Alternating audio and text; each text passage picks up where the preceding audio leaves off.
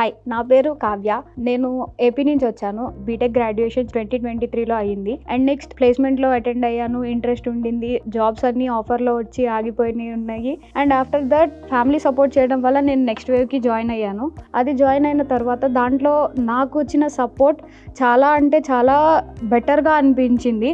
And ఎలా చెప్పాను అంటే, ఇక్కడ నెక్స్ట్ వేవ్లో డే టు డే ఎవల్యూషన్ ఎలా అయితే జరుగుతుందో నేను పర్సనల్గా చూసింది ఏంటంటే, ఇక్కడ ఇంటర్వ్యూకి ఎలా ప్రిపేర్ అవ్వాలి, ఆర్ ఎల్స్ నెక్స్ట్ జాబ్కి ఎలా వెళ్ళాలి అనే దాని గురించి చెప్పడం కానీ, ఆర్ ఎల్స్ కెరియర్ని నువ్వు ఎలా స్టార్ట్ చేయాలనే దాని గురించి ఈచ్ అండ్ ఎవ్రీథింగ్ అనేది నీకు అక్కడ రిజర్వ్ అవుతూ ఉంటుంది. ప్రజెంట్ అంతకుముందు నేను ఎలా ఉండేది ఐడియా ఉండేది కాదు. బట్ ఇక్కడికి వచ్చిన తర్వాత ఒక కన్సిస్టెన్సీతో నేను వర్క్ అనేది చేయడం వల్ల, కన్సిస్టెన్సీగా చూడడం వల్ల నా యొక్క స్కిల్ ఇంప్రూవ్మెంట్ జరిగింది. And at the same time within 6 months లోనే నేను జాబ్ క్రాక్ చేయగలిగాను. నెక్స్ట్ వేవ్ సైడ్ నుంచి చాలా అంటే చాలా సపోర్ట్ ఉంటుంది. అక్కడ మన స్కిల్స్ని ఇంప్రూవ్ చేసుకోవడానికి చాలా అంటే చాలా I feel it is a better platform. And apart from this, మనము ఎంతైతే ఎఫర్ట్ అనేది పెడతామో అక్కడ నీకు అవుట్పుట్ అనేది అంతగా వస్తుంది.